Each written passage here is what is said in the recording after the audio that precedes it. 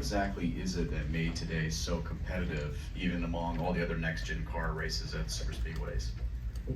I think you saw the third lane more today than normal, and honestly, it's honestly just a massive fuel mileage race now. I mean, where the stages are, the less time you can spend on pit road, the better, and you gain your track position. So literally the first stint of each stage, everyone's just saving gas. I ran 50% throttle damn near the whole first stint of each stage, just to save gas. So I'm on pit road, less amount of time, take less gas, you jump the cars that are using more gas. And when like the leaders of the bottom lane, the middle lane start doing that, the third lane kind of develops, because you have guys that are like, well, screw it, I'm not going to save, I'm trying to get to the front.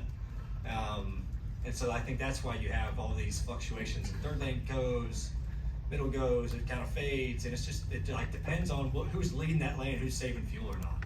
And it's kind of it's a weird thing as a driver, because we got back, I think in the second stage I was like almost the very back of the pack, but I just saved a ton of gas on the bottom, and I came out like third in our group because I had to take less gas, and that propelled us towards the front. So it's a weird kind of game. It's different than what it has been, but everyone's kind of catching on to the saving fuel type situation, and that's really what brings the third lane up there a lot. You don't, at the end of the race when everyone's not saving gas and you're pushing hard in the first lane, second lane, the third lane doesn't really go anywhere.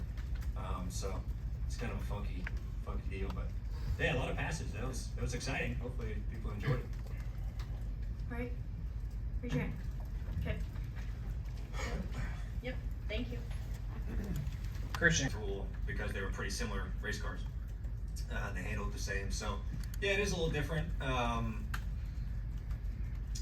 I think like Hocevar's done a good job jumping from trucks to Cup, because they're very similar to each other without kind of doing the Xfinity route, because it's just hard to learn.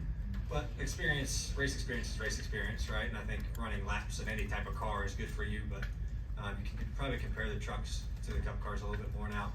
But no, Riley's done a good job. I mean, he did good at Daytona, a month ago. Obviously did good today.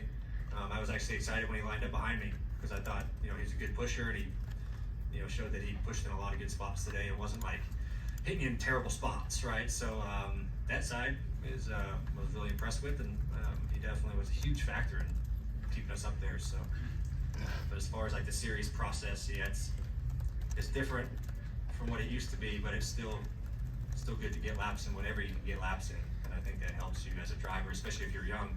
Take what you can get laps in something, and just go to these tracks and try to figure out, these tracks and how to approach them as much as you can. Michael Massie, Frontstretch.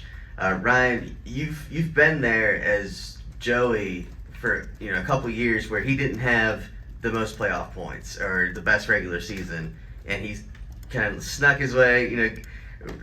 Performance mattered to get to the championship four and get those championships. Have you learned anything from watching him be able to do that? Yeah, I think being teammates with Joey and teammates with Brad for a long time was really awesome for me to kind of see. I admire those guys a lot. Joey's, you said it perfectly. I feel like he's always really good at making a lot out of something, out of little. I feel like they do that all the time. He and Paul Wolf do a great job of that.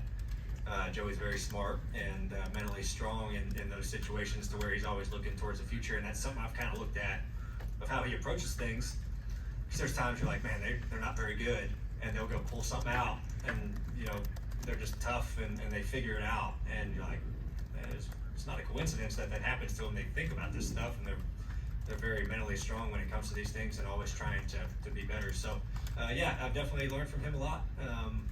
So it's been nice to have him as a teammate, and he's one of the best guys out there, that's for sure. He's won 2 championships for a reason, and it's been fun. It's been nice to learn from him and try to acquire some of those things that I think make him really, really good. All right. This is Daniel Hemrick, driver of number 11 Collar Grits Chevrolet. Make sure you hit that subscribe button. Also check out one of those 2 videos beside me. Visit frontstretch.com for more racing content.